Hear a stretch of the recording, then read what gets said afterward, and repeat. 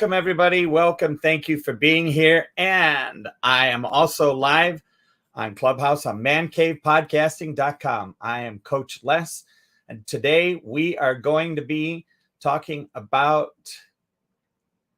overwhelm.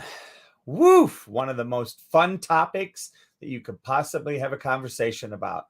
And with overwhelm, I want to start off by right out of the chute telling you that it is all has to do with integrity. Communications integrity with self. And we're going to be diving into that, and I look forward to it. And as I said before, we are also on Clubhouse, which means I'm going to be interacting and have the possibility of interacting with people as they come into the room, come up on stage and share in this conversation. And the idea for me inside of this format and what I'm up to and what I'm creating is an opportunity for us to use the community to look at different ways to view overwhelm, to work with overwhelm, to create opportunities that people are able to get out when they're stuck and look and see what's available for ourselves, really, in what are some of the things that overwhelm creates in the conversation in our own brain? How do we get beyond it? How do we stop being anxious? How do we stop being depressed around it? Because there seems to be a lot of convolution of these convoluted thoughts around overwhelm. And the other day I was in a room and we had a great conversation about it. And I thought this would be perfect for my podcast on Tuesday. I think it would be a great opportunity to see how people relate to overwhelm as they come in. Because I know this, in today's world, after having many people having been stuck at home for a year, doing work from home, being able to go out, get groceries, and just deal with that. Now, all of a sudden, life is starting to open up again, getting out into the real world, being able to assimilate all that newness of being in contact with people, being back at the workplace, managing time and travel. I can tell you myself, I got spoiled during the pandemic. I have this beautiful computer system in front of me now. I've got lights. I've got a nice camera. I've got a beautiful stereo system. I started this podcast. I've just purchased some podcast equipment to look and see how that's going to level up my experience and my delivery of podcasting.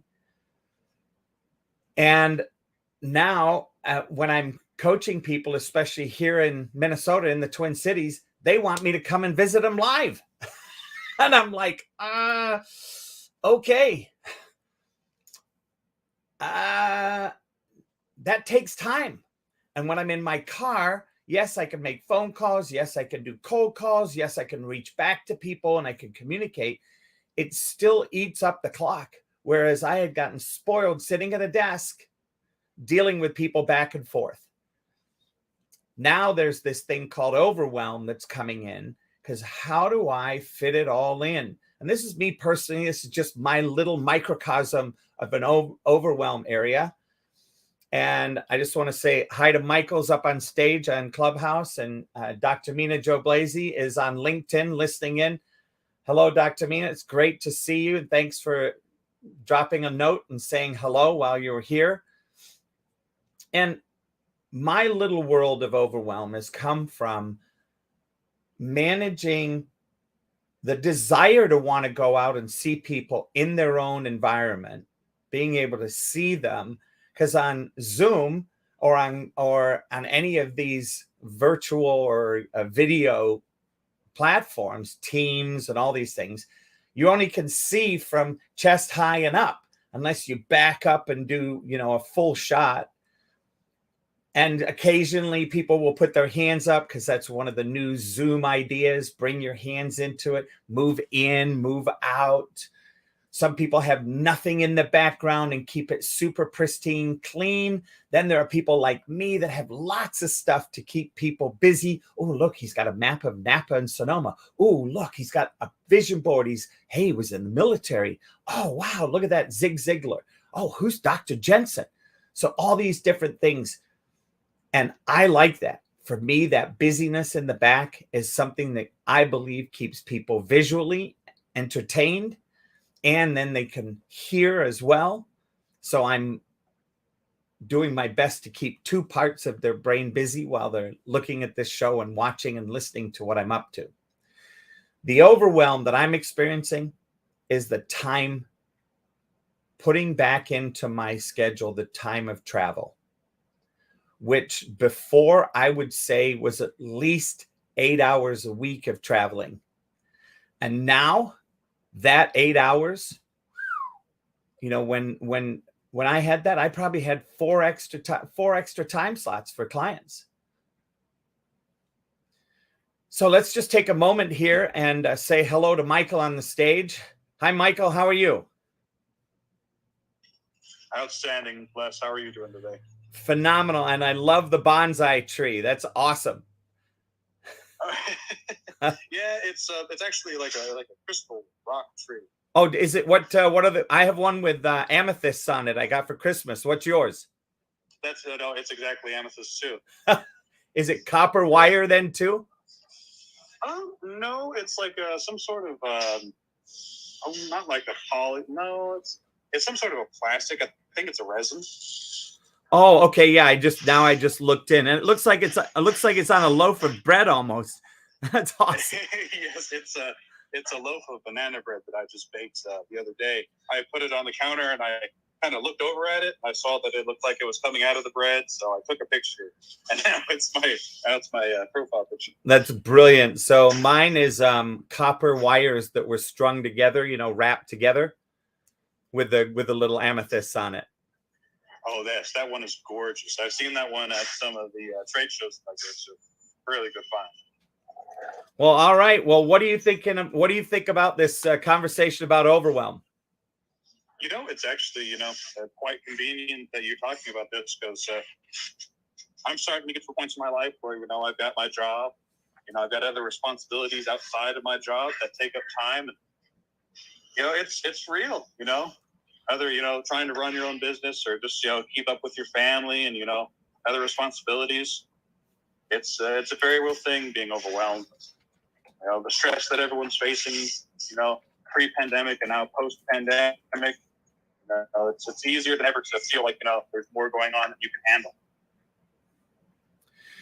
What are your thoughts to my statement, my broad statement saying overwhelm is only a condition based on integrity, that our integrity is out?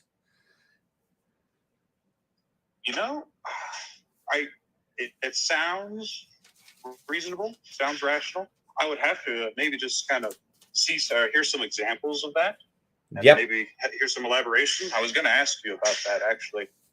So yeah, if you could kind of give me like a little, like some sort of an outline of what that looks like to you, Les? Yeah, no, that's what we're here for. And I'm glad my goal is always to provide value. So I thank you for coming into the room and sticking around. I know sometimes when people hear podcasts on Clubhouse, they vanish. It's very interesting. So I appreciate you coming up on stage and sharing, and I will jump right into it. One of the things, and the best way that I can share, is from my experiences of being overwhelmed. And what happens is when I start to experience overwhelm in my calendar, it is that I'm not being responsible for communicating with people that are calling to book an appointment with me. I'm not speaking out and saying, hey, all you have to do is, I'm busy. If you look out into the upcoming weeks, I'm sure you'll be able to find a spot. And knowing that I don't have to feel guilty about that. And there's a level of guilt that starts to show up for me, which then sets me once again into that stress mode, which then things occur a lot heavier, a lot busier, a lot a lot more impactful than they really are, because I tend to then exaggerate things. And then overwhelm steps in. And it clearly comes from that communication in the beginning with that first person that says, hey, I can't find a spot.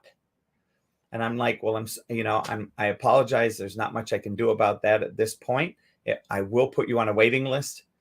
And being in communication to that point, and up until I had that breakthrough around overwhelm with my schedule, I would respond to it in a frustrating way. And I think potential clients even heard that in my voice, because I don't mask much. I'm pretty transparent in that way.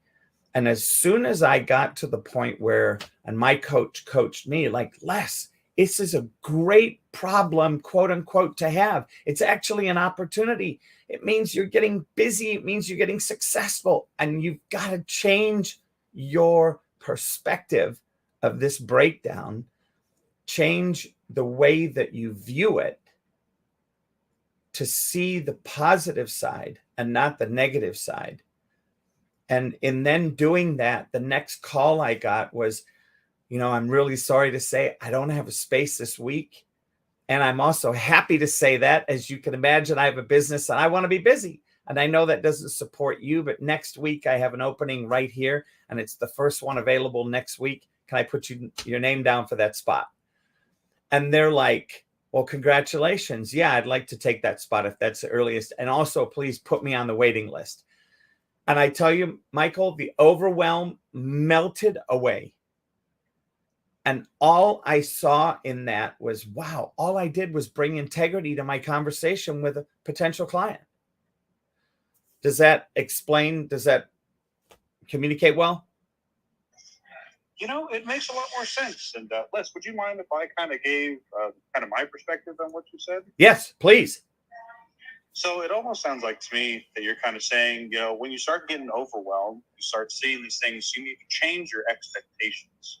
If at first you're expecting that you're going to be able to handle all this, you're going to be able to handle it as it comes, you're in that go, go, go mentality, eventually you're going to get to a really good point, a difficult transitionary period where you're not going to be able to handle all of that. So instead of being, your perspective before was, oh, I can't handle it because I'm doing something wrong, I need to be more efficient.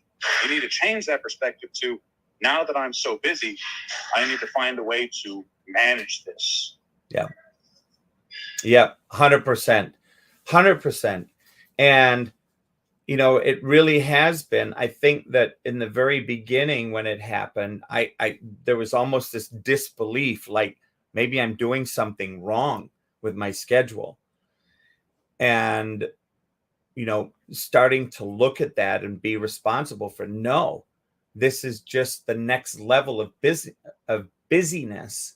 And there's a whole new way of scheduling, a whole new way of being with that busyness that creates the next level in my evolution as a coach and creating what I'm up to. And I think so many people look at it as, here they are, they may not have been busy, especially during the pandemic. And they're looking, and the first place they go when there's this pressure and it comes down is to look internally, like I did something wrong. I've done something. Whereas, as you said, altering your mindset on it and stepping back, going, wow, this is a sign of my new success. How can I now put something into place that will keep the potential client happy, have me feel like I'm doing everything I can for the potential client, and having it all. Having it all is the key. Go ahead, Michael. Oh, no, it's a very good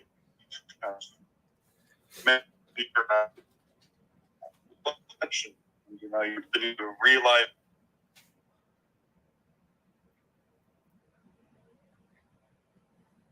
You came in and out a little bit there, Michael. Oh, bad spot.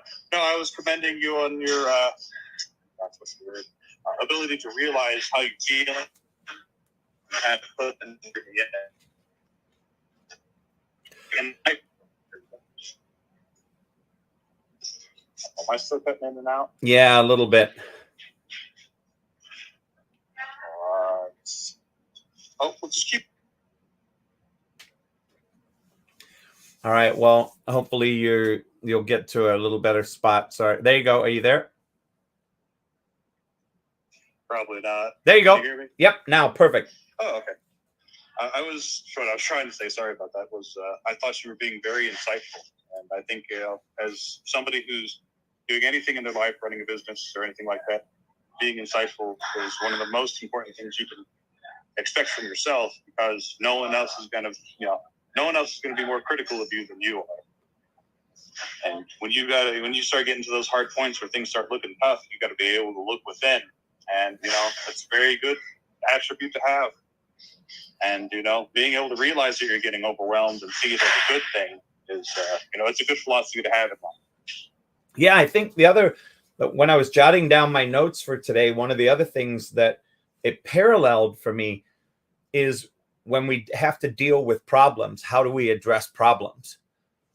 And the biggest breakthrough I had, and this was probably almost a decade ago, was when I started to see, instead of it being a problem, I immediately converted it to an opportunity. Especially since I'm in sales, being a coach, I've got to sell myself. And doing that preparation, I've got to find people that have quote unquote problems, which become opportunities for me. And then to reword them in such a way that the people that have those problems don't no longer see them as a problem. They see them as the next step in their evolution, i.e. in their business, or the next evolution in their life in general. And most recently, I think the problem that I ran across that I converted for 3 of my clients in looking at the opportunity of today with all of the modern technology and how we communicate with all the modern technology in all the areas of our life, faith, family, and business, and that they are all so joined together. And it's hard to keep them separate now based on people wanting instant communication, people wanting to know that they can get a hold of you or ask you a question by text message, and at least expect a response before you go to sleep at night. And yes, I know there are people that are very, very good at keeping boundaries. I'm one of those people that tends to give a little bit more if I'm able to, and I let people know if I'm able to, I will respond before I go to bed. Otherwise, the first thing in the morning, I will respond. And please feel free to leave messages, vomit into my voicemail, have fun in my voicemail, scream at me in my voicemail, get all of your aggression out, and then I'll follow up the next morning. And I started to look at it and go, okay, so here's another opportunity. What if we could look at our significant other and our family as our number one client? Our number one client. Therefore, in the aspect of living our business and working every day in our business, that we are mindful of that our number one client is our family. Now, for some people, that number one client, of course, might be their faith, and then family is number 2, then business. The rest of the remaining businesses are 3 and on. The important breakthrough and opportunity that I want to share inside of this, because I see the two now being able to come together in this parallel of overwhelm and this parallel with seeing our family as our number one client. Now, what do I mean by that? What I mean by that is the respect that our family gets. And when I say family, just to be clear, it's significant other, kids, close family. that if something happens in our life, they're the first ones we communicate with. Then we communicate with our clients and customers. When we are looking to book time schedule, perhaps a work trip or anything like that, the first person to be responsible for is our number one client, i.e. our family. Making sure it works, making sure it's covered, making sure that there's integrity in the communication of that. And what I started to see with my clients that went to work on this was their relationship with their family started to improve. And it started to improve from the aspect of not that they had any more time. They still were just as busy. What happened was in the communication that was going on, the partners felt like they were a part of the business and they were involved in it.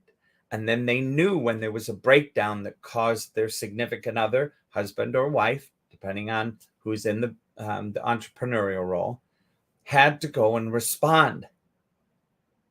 And there's a lot more grace that's made available there. And in the very beginning of a couple of the businesses where things were horrible between a husband and wife in one of my situations, what was distinguished was, since they were both in the business doing different parts of the business, is that neither understood all of the things that were going on in the individual's responsibilities within the business. And then the home life, which had responsibilities for both of them, was getting convoluted in there and not getting done either.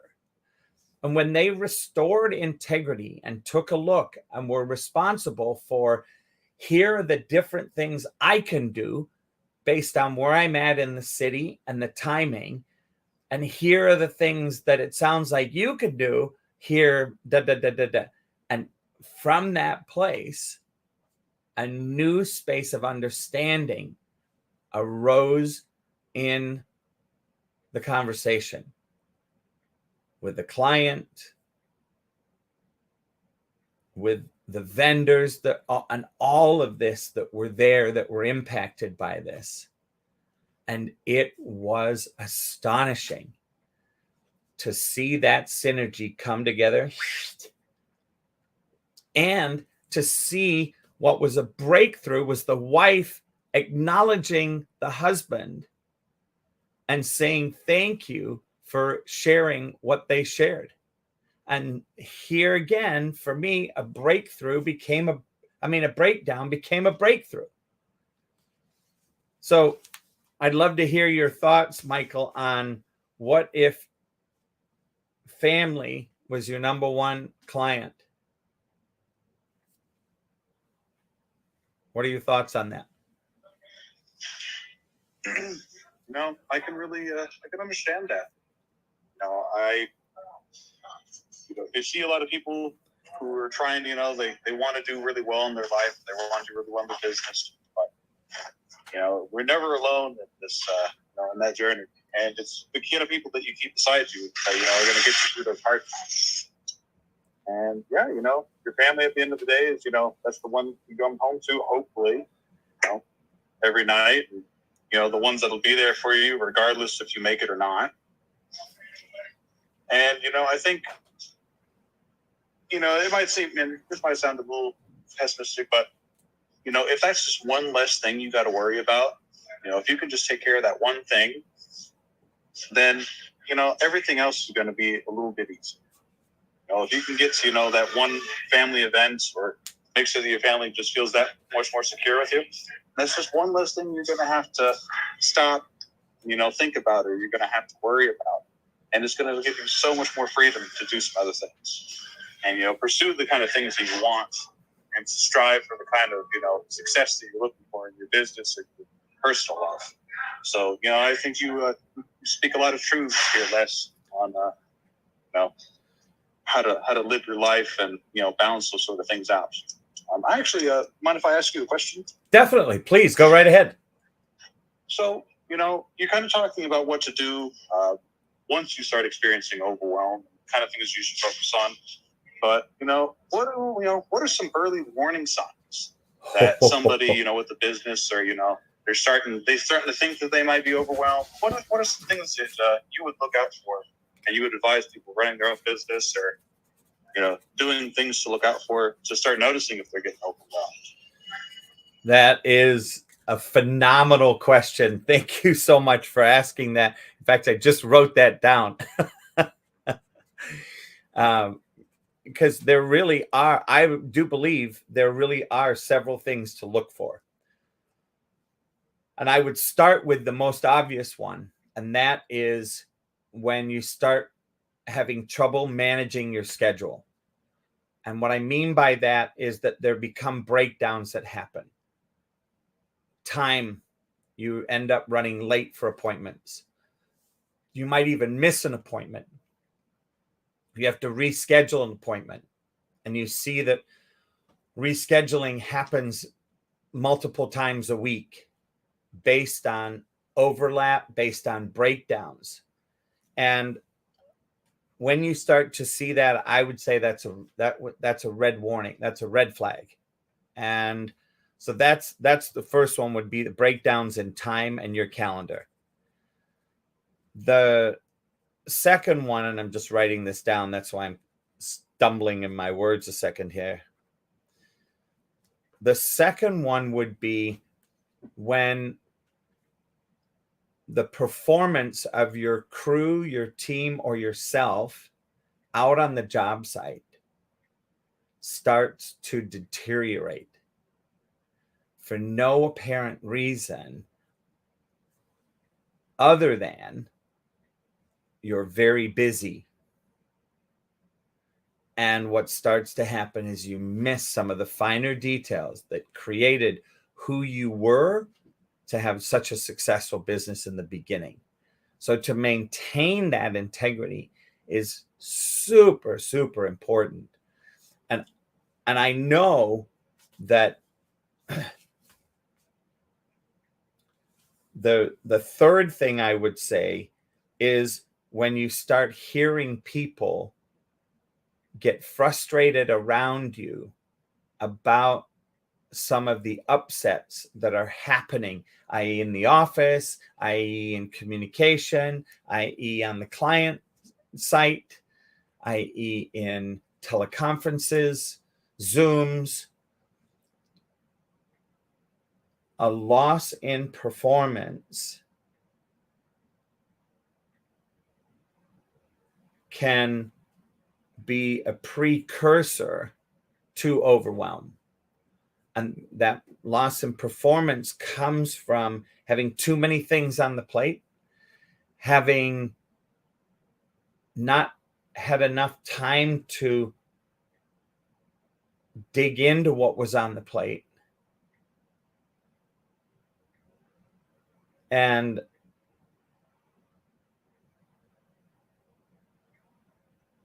I could say maybe a couple more things, but I think I'm going to leave it with those few things to look for. What do you think, Michael? Makes perfect sense. Managing your schedule. And, I really like the second point, kind of realizing, are you doing the same things you did to get where you are, or you being consistent? Being able to, look at yourself objectively, or as objectively as you can, and see if you're doing the same things that are getting you there, or if you're breaking down in some areas. Makes a lot of sense. Thank you. So, I've got another question for you. All right. May I, can I pause you for 1 second? Oh, no problem. I just need to do this, kind of a commercial break here, and just say, this is Coach Les on Less is More podcast and videocast. And I am live here on mancavepodcasting.com club on Clubhouse. Thanks to Steve Appel, who is the amazing executive producer of mancavepodcasting.com. And I'm also here on social media, on YouTube, LinkedIn, and 6 different Facebook sites from 3 different people. And I just want to thank everybody for the technology, the ability to do this. And replays are on in Clubhouse, and that will be posted as a podcast on mancavepodcasting.com within the next couple of days. So thank you for joining us. Thank you for listening. I know there have been several people here on social media that have popped up and said hi. Thanks. Sean Wade is a coach, a sales coach, and he's saying great stuff, Les. So that's high praise coming from him. He's a very successful coach. Dr. Mina Joe Blasey, who I've met on Clubhouse in my club called the 24-Hour Bible Study, just saying a brief shout out as well. And so with that, we return back to the conversation that we're having today about overwhelm. And now we're taking the overwhelm up a notch into creating the possibility of what does it look like to have family and your significant other be your number one client in your business? How does that support you? How does it support the potential for overwhelm and move beyond it? And so with that, I hand the mic back to you, Michael. Thank you. Thank you, Les. So yeah, I had one more question on my side, just kind of something I was thinking about. You're talking about overwhelm as this kind of warning sign, this way of changing this perspective that hey, you're doing a little bit better than you thought. Now you just need to kind of look back and reevaluate your schedule. But just dropped my phone. Should somebody, if someone is running their business and they're not feeling overwhelmed, should they be, worried about that? I mean, should you kind of be pushing yourself towards getting overwhelmed? Or do you feel like if you're not there, then you're kind of doing things right? When should you, when do you think you should try to push it in your business? Ooh, another. How far into overwhelm should you get before you start, getting in there?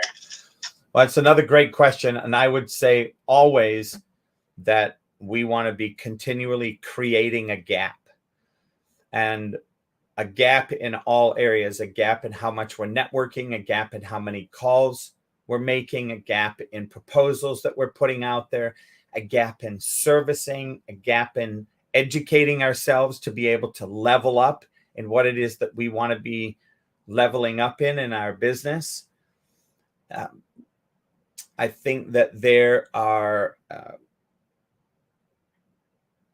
ways in which those types of communication that we can make with ourselves and with other people, we can, in creating that gap, is based on our goals, right? It's based on here's where we're at, here's where we want to get to, and am I doing what's necessary to get from A to B? And if not, what can I put in to take A to B, or to go from ground zero to B, passing with a quick touch stop past A to get to B? And I think knowing that there's a gap there for everyone drives the majority of entrepreneurs forward with a great sense of possibility and compassion. And I know also that there are spaces where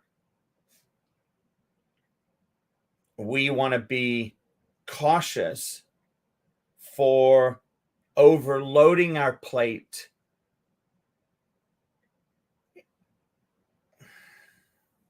and I pause because the only way to say this is, and you probably heard this, Michael, SMART objectives: specific, measurable, attainable, realistic, and timely.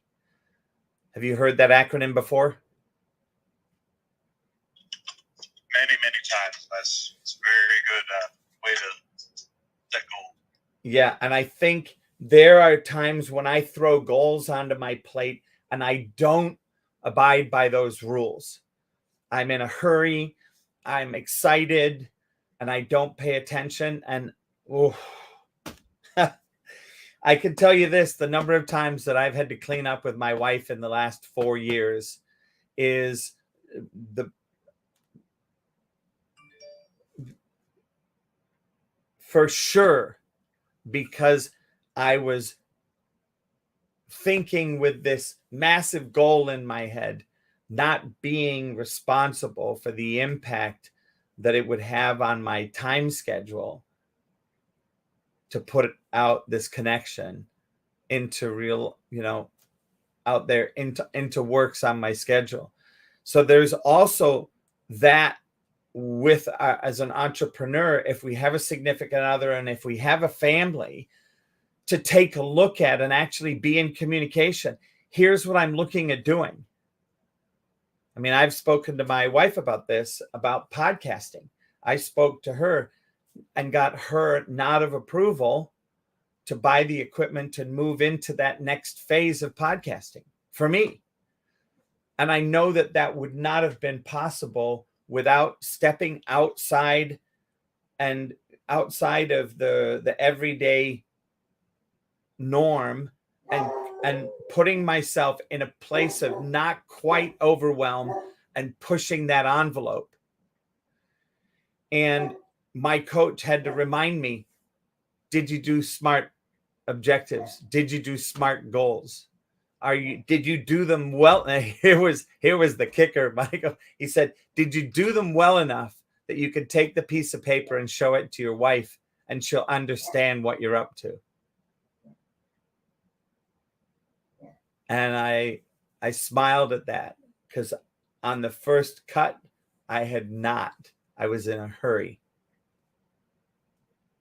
So I'm not sure if that answers 100% of your question, but I'm probably answers a little bit of it. No, it makes a lot of sense. I think, when people hear things like, oh, if you start noticing this, it means you're succeeding, it's almost like it's a double-edged sword because sometimes, you subconsciously create those problems to give yourself the boost to think that you're actually doing well when really, you're just still having the same problems you had before. So good way to judge, how you're doing is, it's invaluable. That's why, that's why people hire coaches. That's why people, listen to your podcast and, appreciate your work because you have that sort of insight and objective preference. Thank you. I appreciate that. And I just want to do a quick shout out. Hello, Patrick. Welcome. Just want to throw another invite out there. If you want to come on up and join us, we'd love to have you step into the conversation. We're talking about overwhelm, how to manage overwhelm, how to spot overwhelm. And Michael asked a brilliant question. Are there some tips and techniques to looking at, and Patrick just left, so this is for those of you that are viewing this, are there tips and techniques to spotting overwhelm prior to it happening? The other thing that I wanted to point out, Michael, is when you start skipping steps in your processes. That is a dead giveaway that you are headed towards overwhelm. And that is a heartbreak when that happens. Because I know that when we get excited, when anybody gets excited and they're pumping in that adrenaline, they're pumping in, they see the vision, they're diving towards it, they're setting their goals towards it, they're moving towards it, and yet they forgot to check all the boxes. And the most painful example I can use is when somebody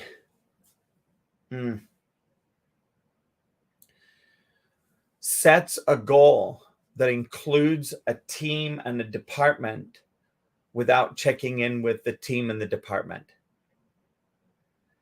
And then what happens is, and this is, oh my gosh, just gives me wants to give me a headache just thinking about when this happened. And the person that set this goal using his team forgot to check in with the team and didn't find out till it was too late that over 2/3 of the team was taking vacation.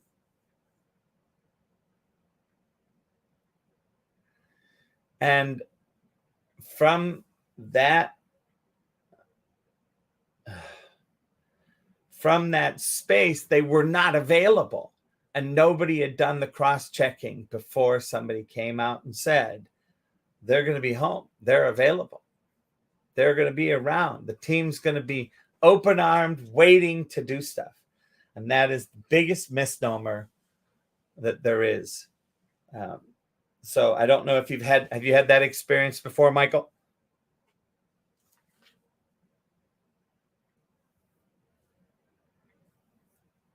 Yes, actually, I have very exactly like you put it. Someone made a goal and didn't communicate it properly, and it pretty much exactly like you said. Most, a good chunk of us had taken vacation, and all of a sudden couldn't meet the goal. It looked really bad when a simple 5-10 minute conversation could have gotten it deleted. The key word in that instance is communication. Yeah. And it's incredibly easy to do, which means it's incredibly easy to forget and mess up. Oh yeah. Very much so. Very much so. Well, Michael, I could see we're just hitting the 45-minute mark, and I just want to check in and see if there are any more questions that you might have.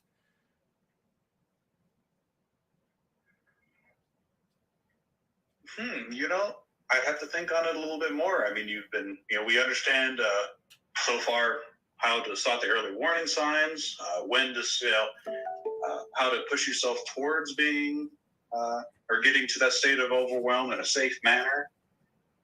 How to set your goals properly. I don't know. I mean, could you maybe you could elaborate some more on the steps once you start getting that overwhelm, how they could start managing it better. At that point, maybe delegating responsibilities. Do you start making more time there? Or, beautiful. What are some other key things that someone might be able to do to start managing their time a little bit better? All right. So there's several that I use. And I think that's a great way to end our time together today and the show, and leave people with some more nuggets. So in managing overwhelm, the first thing we want to do is find out what's the foundation, where are we at, what does the overwhelm look like, where are the areas of overwhelm, and describe it, write it down, get all the information you can about it. Secondly, take a look at it from the aspect, what I call the bike wheel approach. And a bike wheel has lots of spokes on it, and it takes all the spokes to keep the wheel in alignment. And if the wheel is the job and the business that you're running, and you're looking to manage that overwhelm, are you doing all of the necessary spoke tightening and loosening that is responsible to keep the wheel round and true? So that's the first thing to do, is, are you scheduling that time? Are you being responsible for looking at it Monday morning, looking at it Monday afternoon at the end of the day, making sure to follow that along the course of the day, along the journey of the day, to be responsible for any unseen success or failure that might put you into overwhelm. Secondly, one of my favorite things to do after participating in an organization called Mission Control, I went through a weekend with them. And their goal was that through a 4-day time frame, Sunday, Monday, Tuesday, Wednesday, you would track every 15 minutes of your day, all of the sections, 15 minutes. Now, you couldn't just go, poof, there's 15 minutes, take a look, looks okay, and move forward. No, you've got to do some dissecting work on it to see, is it being looked after? For instance, if it was an area in a library, for instance, in a library, how's the sound? How's the lighting? How are the chairs? How are the tables? Is it all clean? So those are some of the things to do your due diligence in your ideas,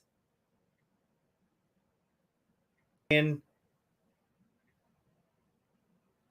looking at all of the potential places for overwhelm and being responsible that you can be causing the matter prior to it turning into overwhelm.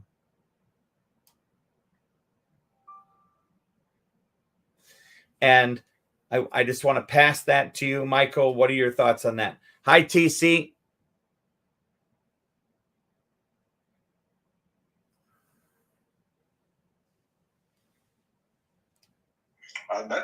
That's very, very useful. I didn't even consider it, but yeah, overwhelm the way that we've been talking about it is very different from being overwhelmed because you're so busy because you're doing everything right versus being overwhelmed because you're sabotaging yourself. There's we're all infallible, or we're all fallible creatures, so you got to be able to look yourself in the mirror and you notice it, and those are a lot of really good suggestions. If I had to elaborate any more on it, I would say if it seems like it's easy and things are going really well, then you're probably either slacking in some areas, you've forgotten some major steps, or you're not you're not choosing to push yourself a little bit and to strive a little bit further. So check your comfort levels. If you're feeling comfortable where you are, start reevaluating. It's great. And I'm not sure if I covered this or not because I didn't write this down, but one of the other things to do is to create breakdown time. A 30-minute spot in the morning and a 30-minute spot in the afternoon where you schedule and you actually write down. You could call it breakthrough time, which is a little more empowering. When I went through the program, they actually called it breakdown time. And I can see now as I'm sitting here, I think creating breakthrough time might be a great way, first off, to be responsible for the busy schedule that you have. Be responsible for creating a hole in it every day, 30 minutes in the morning, 30 minutes in the afternoon, or a 15-minute to make that opportunity. When something happens, you get to this breakthrough time and you're able to deal with an issue or get ahead on an issue. I mean, how many people have ideas and stuff that they never seem to get to because they're so busy? Now you've got this breakdown time. If there's nobody right there to be in need of that time, you can then turn around and use it for a study time.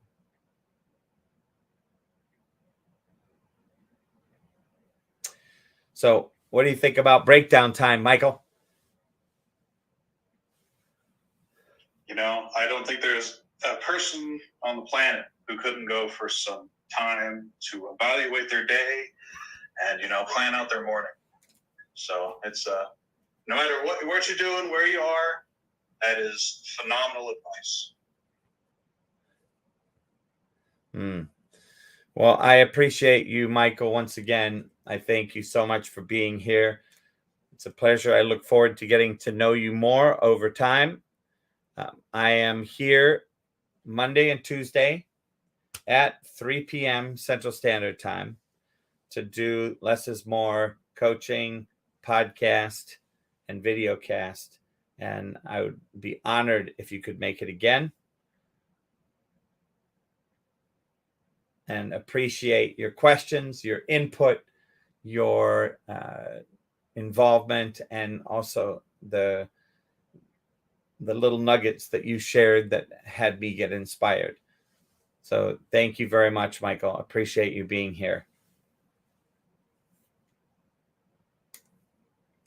And thank you, Les, for this podcast.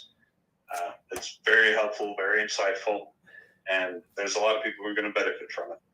You have a nice day. You too. Take care. We'll see you again. And with that, I want to say thank you to mancavepodcasting.com as I close the room here. And I just want to take a quick moment to do a little outro here on StreamYard to say thank you to everybody that is listening, everybody that has stopped by.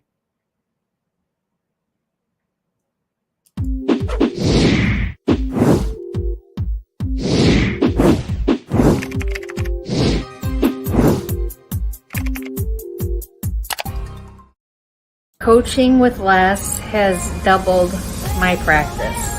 If you have any struggles in your business or your personal life, Les is your guy. He's logical, he's empathetic, he has passion for helping people, and his ideas are genuinely thoughtful. So if you're looking for a business coach with integrity, choose Les Hill. Thank you, everybody. God bless, and we'll see you next week.